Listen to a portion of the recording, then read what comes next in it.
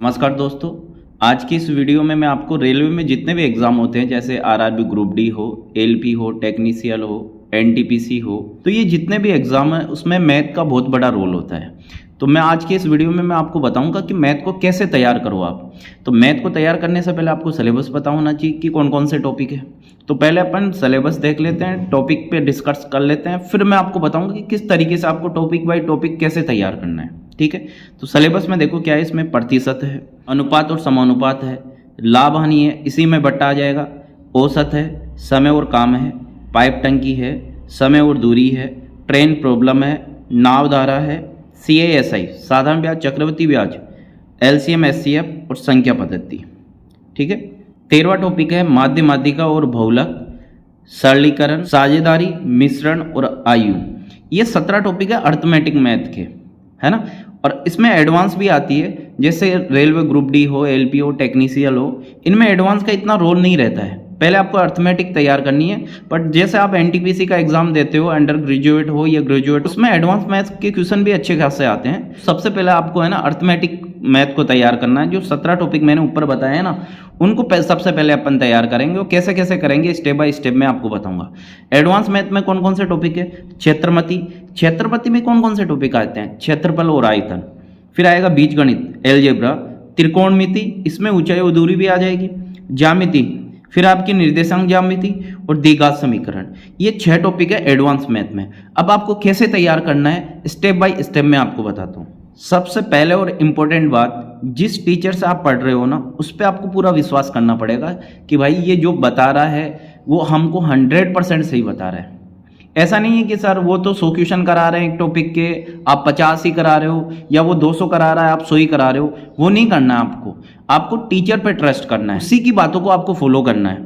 ठीक है, जो भी आपको टॉपिक पढ़ाते हैं, कोई भी टीचर हो XYZ, उसका लगातार रिवीजन करना है। कोई भी टॉपिक आपने पढ़ लिया, कोई भी आपको सीट मिली होगी या नोट्स मिले होंगे, जैसे मान लो प्रतिशत स्टार्ट करा तो आपने प्रतिशत कंप्लीट कर लिया, तो उसका मल्टीपल टाइम रिवीजन होना चाहिए। ऐसे नहीं पढ़ के साइड में टेबल पे रख दिया तो तैयार नहीं होगा, क्योंकि थोड़े दिनों बाद में वापस आपकी चीज़ें दिमाग से निकल जाएगी। तो उस चीज़ का, उस टॉपिक का मल्टीपल टाइम रिवीजन होना चाहिए। आपको एक ही बुक को फॉलो करना है, या जो टीचर आपको बुक बता रहा है या जो क्लास नोट्स आपको दे रहा है उसी को आपको फॉलो करना है। ऐसे नहीं 3-4 बुक ले आए मार्केट से कि ये भी मैथ की बुक है, एक पब्लिकेशन की ये है, एक पब्लिकेशन की ये है, 3-4 बुक टेबल पे रख ली। मैं 100% गारंटी के साथ कहता हूँ, एक भी बुक आप निकाल नहीं पाओगे और कभी भी आपकी मैथ तैयार नहीं होगी।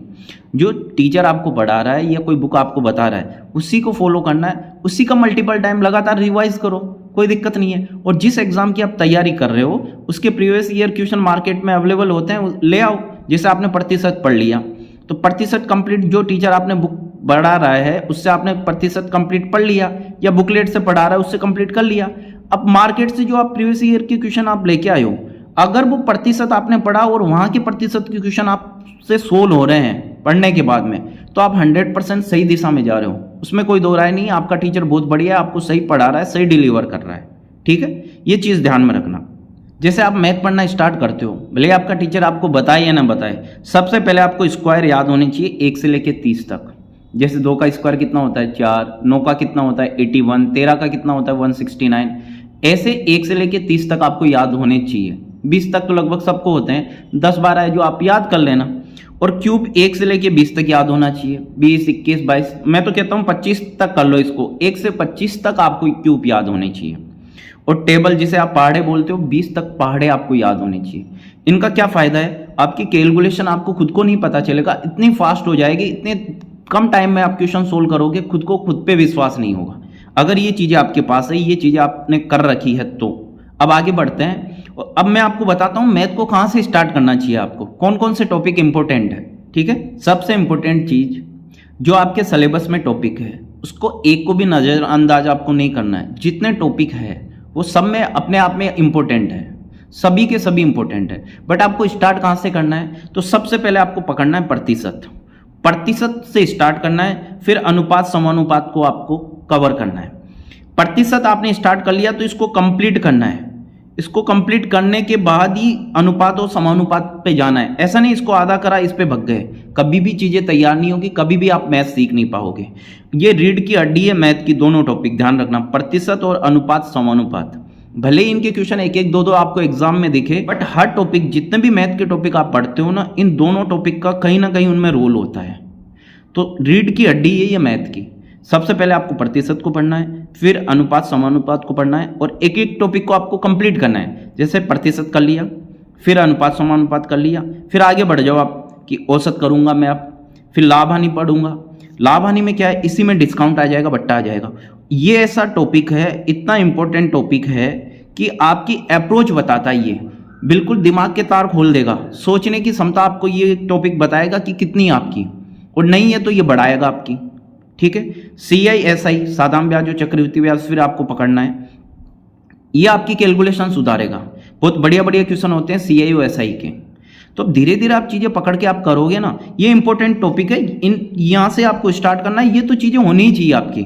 एक औसत आप इसमें छोड़ सकते हो कि, बट पहले ये 4 टॉपिक आपको करना है सीक्वेंस वाइज।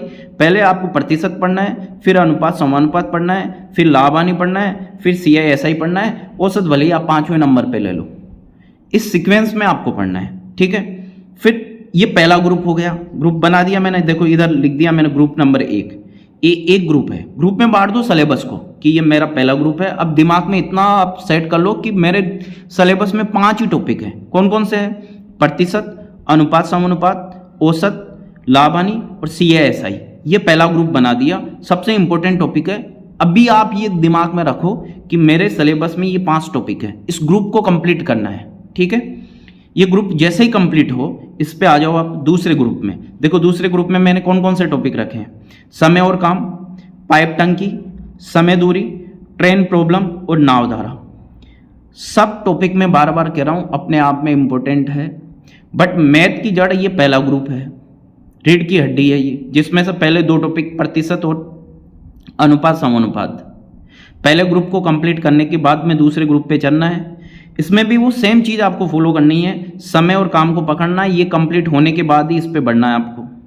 फिर ये कंप्लीट हो जाएगा, फिर इस पे आना है, फिर ये कंप्लीट हो जाएगा, इस पे आना है, फिर ये कंप्लीट हो गया, इस पे आना है। ये ग्रुप नंबर 2 हो गया।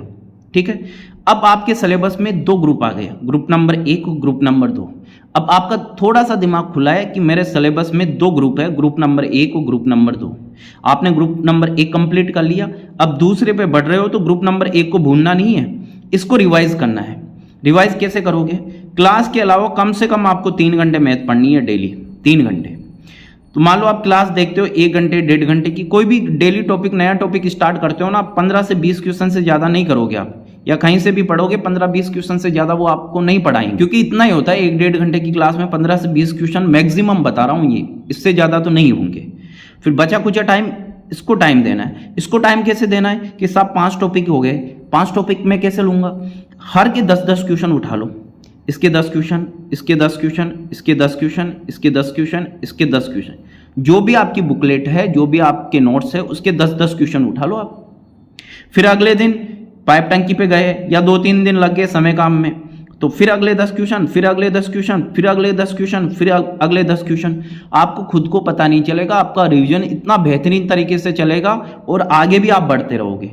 ऐसे नहीं आप यहाँ तक पहुंचे हो कि सर मैं पहले वाला भूल जाऊंगा, कभी भी नहीं भूल पाओगे। जो चीज़ मैं बता रहा हूँ उसको आप फॉलो करोगे। तो कैसे करना है? ग्रुप नंबर 2 में आप घुसे, समय और काम उठाया, तो इसको रिवाइज पे ले लो।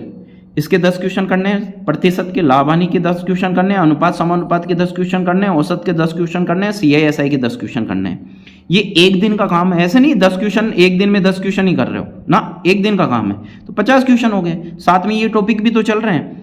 फिर जैसे ये ग्रुप कंप्लीट होता है, फिर इन दोनों ग्रुप को साथ में लेके चलना है। तभी तो मैंने 3 घंटे बताए हैं आपको। शुरू में तो ये लगेगा कि साहब मैं तो 1-1.5 घंटे की क्लास ले रहा हूँ, आराम से 15-20 मिनट में मैं 10 क्वेश्चन कर लेता हूँ। और ये चीज़ें आप फॉलो करोगे ना, थोड़ी बहुत आपको दिक्कत आएगी। दिक्कत कैसे? आपके घूमने फिरने का टाइम कम होगा, व्हाट्सअप और फेसबुक चलाने का टाइम घटेगा, यार दोस्तों से बात करने का टाइम घटेगा, क्योंकि इधर आप डेडिकेशन से बैठोगे ना, तो ये चीज़ें ऐसे तैयार होगी आपकी और 100% तैयार होगी।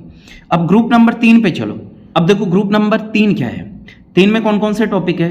LCM SCF है, सरलीकरण है, साझेदारी जिसे पार्टनरशिप आप बोलते हो, एज है और मिश्रण है। ये 5 टॉपिक है। ये छोटे छोटे टॉपिक है, ये तीनों तो एक एक दिन में हो जाएंगे। सेम ऐसे ही इसको फॉलो करना है कि LCM SCF ले लिया, ये कंप्लीट करने के बाद में मैं इस पे आऊँगा।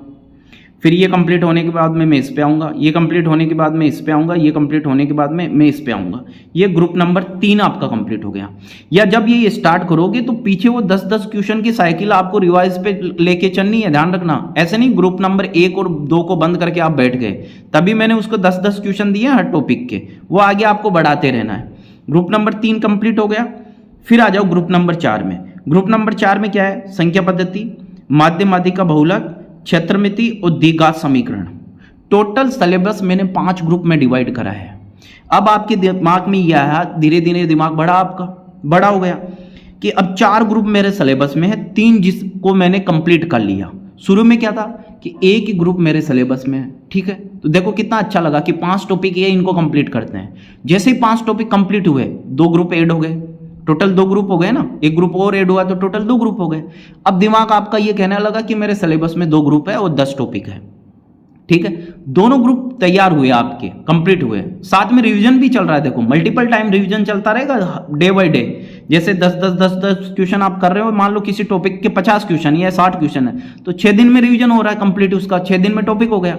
फिर 7वें दिन आप वापस स्टार्ट कर रहे हो, तो कितनी बेहतरीन तैयारी होगी आपको खुद को पता नहीं चलेगा। अब 3 ग्रुप कंप्लीट हुए, आप चौथे ग्रुप पे आ गए। चौथे ग्रुप में फिर ये टॉपिक लिया, फिर ये लिया, फिर ये लिया, फिर ये लिया। अब 4 टॉपिक आपके कंप्लीट हो गए और आपने पूरा अर्थमेटिक निपटा दिया। अर्थमेटिक का सिलेबस आपने कंप्लीट कर लिया, जिसमें क्षेत्रमति, द्विघात समीकरण, 2 एडवांस के टॉपिक भी आपने कंप्लीट कर लिए। बट इंपॉर्टेंट चीज ये है, आप रेलवे की तैयारी कर रहे हो ना, तो सबसे पहले आपको अर्थमेटिक को कंप्लीट करना है। इसीलिए मैंने एडवांस के टॉपिक लास्ट में रखे हैं। 4 ग्रुप आपके कंप्लीट हो गए। अब आगे बढ़ो 5वें ग्रुप पे। देखो 5वें ग्रुप में क्या है? बीजगणित है, जिसे आप एलजेब्रा बोलते हो, त्रिकोणमिति, ट्रिग्नोमेट्री, इसी में हाइट एंड डिस्टेंस आएगा, है ना। हाइट एंड डिस्टेंस, वो टाइम एंड डिस्टेंस है, ध्यान रखना, वो अलग टॉपिक है। ये हाइट एंड डिस्टेंस इसी में आएगा, उन्नयन अवनमन कोण वाला। फिर निर्देशांक ज्यामिति, कोऑर्डिनेट ज्योमेट्री और ज्यामिति, ये इसमें 4 टॉपिक है ग्रुप 5 में। तो इसमें ये नहीं करना आपको 2-2, 250 क्वेश्चन सोल्व कर रहे हो, नहीं, बिल्कुल भी नहीं करना है। रेलवे के अकॉर्डिंग आपको तैयारी करनी है। इसके आराम से देखो, बीजगणित के मैं आपको अगर मैं पढ़ाता हूं तो 60 से 70, 80 क्वेश्चन से ज्यादा नहीं दूंगा, ठीक है। त्रिकोणमिति के भी लगभग 80-90 क्वेश्चन रहेंगे। ज्यामिति के भी लगभग इतने ही 100 क्वेश्चन मान लो मैक्सिमम। निर्देशांक ज्यामिति, सॉरी, ये निर्देशांक ज्यामिति के तो मैं आपको करवा दूंगा लगभग 30 क्वेश्चन में, और ज्यामिति के 100 क्वेश्चन, इससे ज्यादा आपको नहीं करने हैं, ठीक है। क्योंकि हर एग्जाम का एक लेवल होता है ना, उसके अकॉर्डिंग चलना है। बट इंपॉर्टेंट चीज क्या है? सबसे पहले मेरे को अर्थमेटिक कंप्लीट करनी है, ठीक है। क्लास के अलावा 3 घंटे का समय आपको मैथ को देना ही देना है, तो आप इतना बेहतरीन हो जाओगे 3 से 4 महीने में। कोई भी मैथ का क्वेश्चन आप रेलवे का एग्जाम दोगे या प्रीवियस ईयर के क्वेश्चन आप सोल्व करोगे तो आपको हलवा लगेगा मैथ की, यार इतना तो था ही नहीं, मैं फालतू में परेशान हो रहा था, ठीक है। और अगर आप मेरे से मैथ पढ़ना चाहते हो तो काफ़ी वीडियो मैंने इस यूट्यूब चैनल पे डाल रखी है। धीरे धीरे करके थोड़े दिनों बाद में और भी कोर्स में लेके आऊँगा, तो उसको मैं एक बढ़िया से प्लेटफॉर्म बना के फिर लेके आऊँगा। ऐसा नहीं थोड़ा बढ़िया नहीं लगता, तो मेरी कोशिश ये रहती है मैं अच्छी से अच्छी चीज़ें आपको डिलीवर करूँ, जिसमें 1% आपको प्रॉब्लम नहीं हो। जिसको बेसिक से चीज़ें सीखनी है तो मैंने यूट्यूब चैनल पे ऑलरेडी वीडियो डाल रखी है। जिस टॉपिक में भी आपको दिक्कत है जाके आप देखो, आराम से समझ में आएगा, 100% दावे के साथ कहता हूँ मैं। बाकी मेरा इंट्रोडक्शन मैंने वीडियो के शुरू में बता ही रखा है, मैंने कितने एग्जाम निकाल रखे हैं, तो अनुभव काफ़ी है, कोई दिक्कत नहीं है। ऐसे नहीं हवाई बातें नहीं कर रहा हूँ कि ऐसे ही आ गया मुँह उठा के कि भाई ये पढ़ लो, ये हो जाएगा आपका। मैं मेरा अनुभव आपके साथ साझा कर रहा हूँ। तो आई होप ये चीज़ें आपको समझ में आई होगी और इसी को आप फॉलो करना है, इसी को रेगुलर आपको ध्यान में रख के चीज़ें तैयार करनी है। बहुत बढ़िया इंप्रूव होगा आपका मैथ, ये मैं दावे के साथ कह रहा हूँ, ठीक है। धन्यवाद।